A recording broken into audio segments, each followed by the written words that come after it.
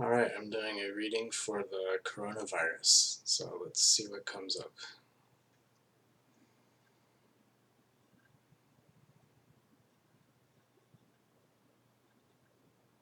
Just getting settled into my space, getting set up.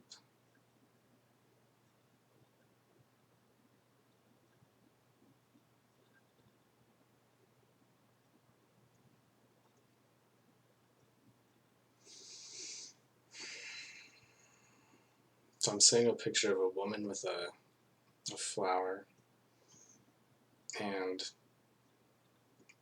she's in a forest, and there's something very delicate about this flower. And there's it looks like a band of people. Actually, it's a bunch of men sitting around a table, a circular table off in the distance, and she's walking up towards them, or she's looking at them from far away. And there's something about these men that reminds me of like monkeys, as weird as that sounds in this picture that I'm seeing. So what is this about? So they are orchestrating world plans. They have maps, and it's like they're playing a game of chess with the world, is what's showing up.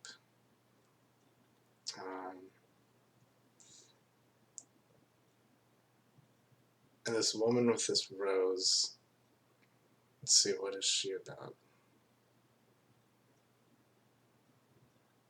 She represents nature, femininity.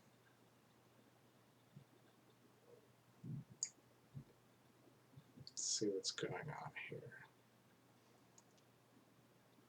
Now I'm seeing a bunny rabbit that's with this woman, and it's telling her to go to this group of people.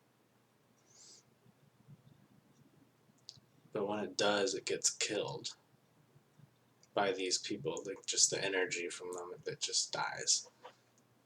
And so this is obviously symbolic. Let's see, what is this rabbit representing?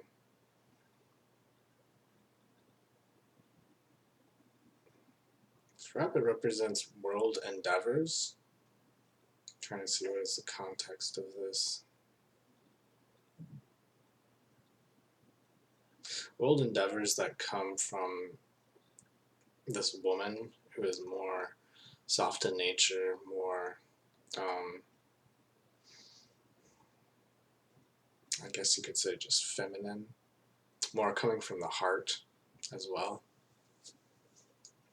more humane, versus this other group of men who are like the world leaders, who are very, I guess you could say, inhumane to some level, not interested in protecting humanity. So let's see, what does this have to do with COVID-19?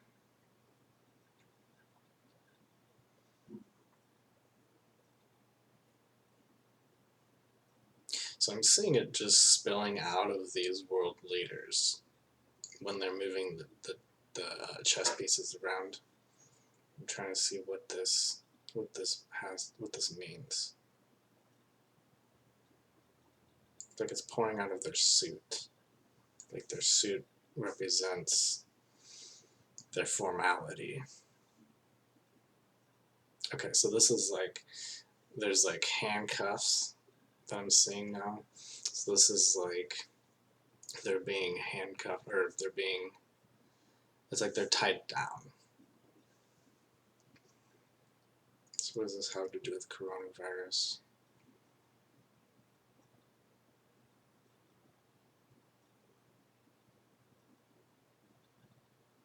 So I'm just seeing like lots of trash. I'm seeing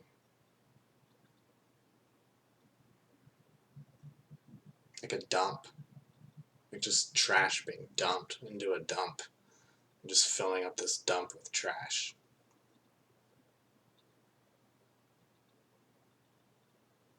Trying to see what this is about. So I'm seeing nature just being appalled by this. I'm seeing, yeah, this being like a trap that our society is trapped into with these handcuffs, and even the people at this table who are making the calls, even they are trapped into it. Their spirit is trapped, even though they seem to be the ones in charge. They're also trapped within themselves to some extent. And it looks like that is a karmic pattern that people are trapped in the sense of it's just a repeating thing that's not stopping. It's just like something that they can't stop. Um,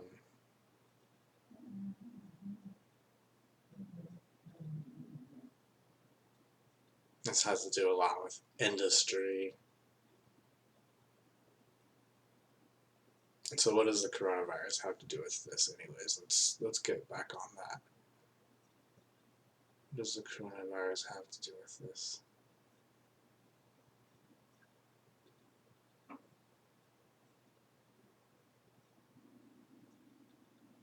So it's like our spirits, a lot of spirits of humanity are sick of this pattern.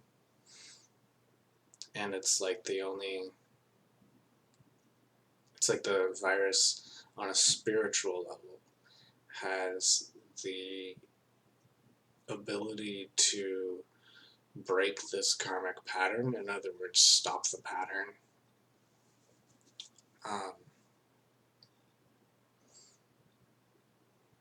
And I see that as these people at this table just, it looks like they're just turning into skeletons and dying, basically, is what I'm seeing. And this is more, I wouldn't take this necessarily so literal, just as a side note. This is more like as a metaphor. Let's see. What does this mean for common people?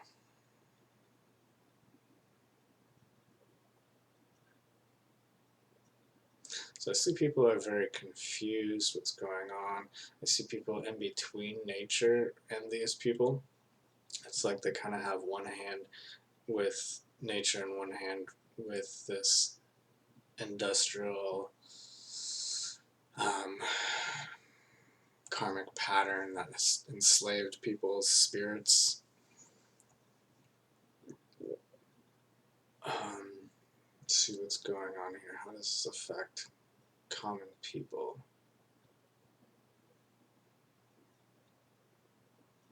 When I see people crying because everything's being torn down.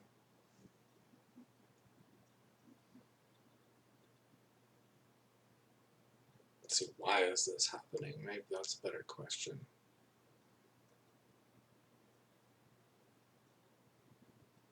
I see it actually strengthening the heart chakra for humanity, even though it's very tragic.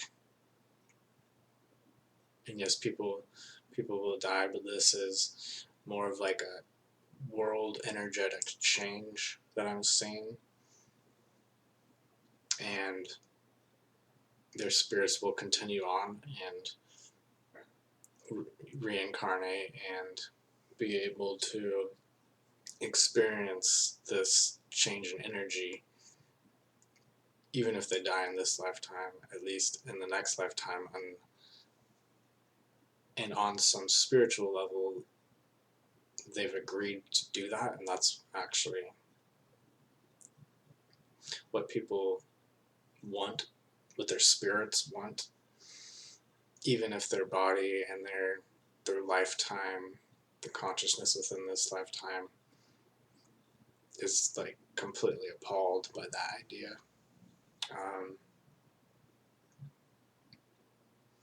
Let's see what else comes up here.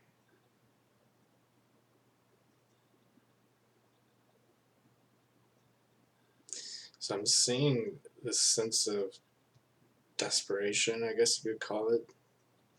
That's very humbling towards humanity coming in. It's also very sad. There's a lot of loss, obviously. Let's see, what can I say that's not so obvious?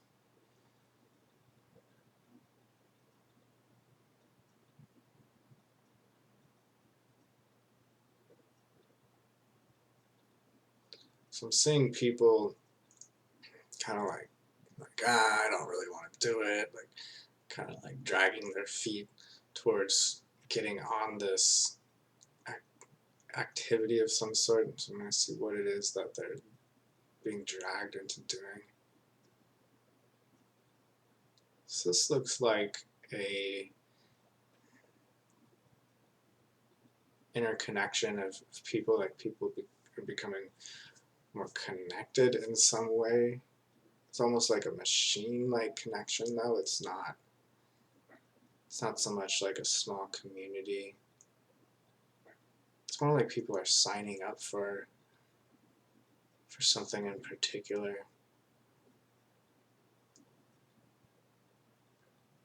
This looks like, I just see people like going down, like traveling through this path in this city, like they're going down a water slide, like one after another, almost like electricity going from place to place. So what does this mean?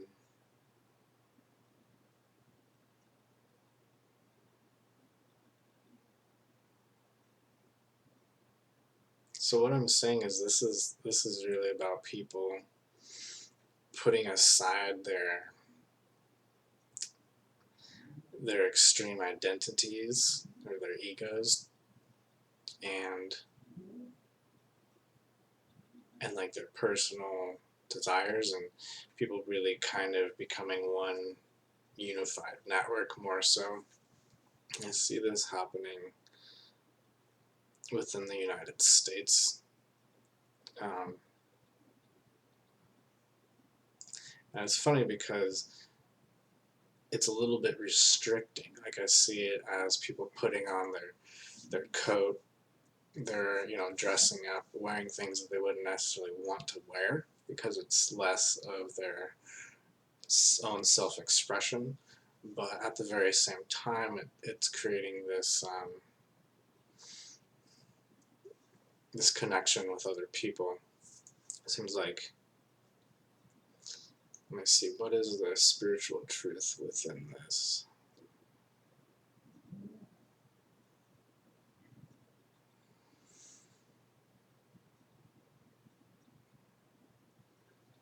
So spiritual truth is that that's really what they want to do, and that all these like identities that would keep them from feeling like they're really being themselves, that's not really actually true. That's not actually their truth. That those are more like habits like smoking, or like habits that aren't really like their truth. They're just things people fall onto.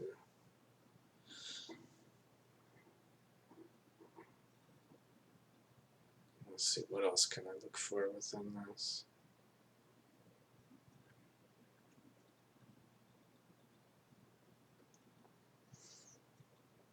So what about those who are dying? What is the energy within that? Why are they? Let's see. Let's just see what comes up.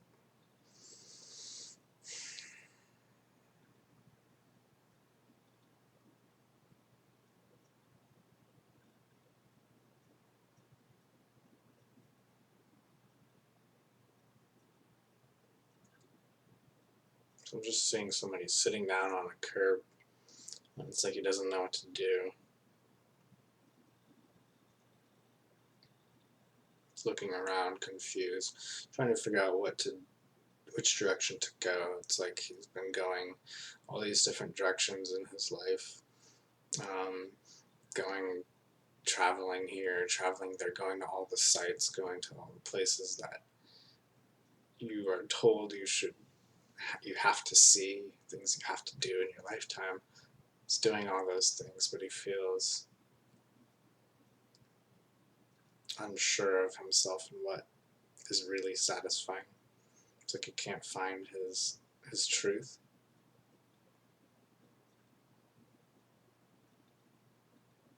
And there's this sense of like dragging your feet through life in the sense of, okay, so this is about burning karma within this lifetime.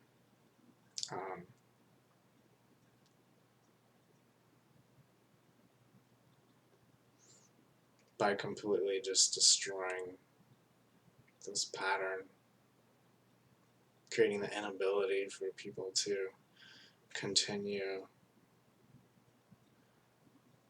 with this like automatic, like spontaneous decisions to just go do this thing because it's what you're supposed to do or what you're supposed to enjoy. Looks like that's become a pattern within humanity that has really taken people away from their spiritual truth and been like a huge distraction that their spirits are not in agreement with anymore.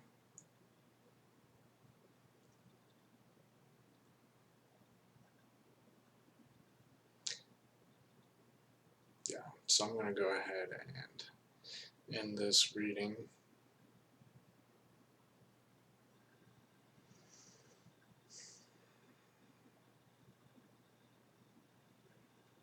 Yeah.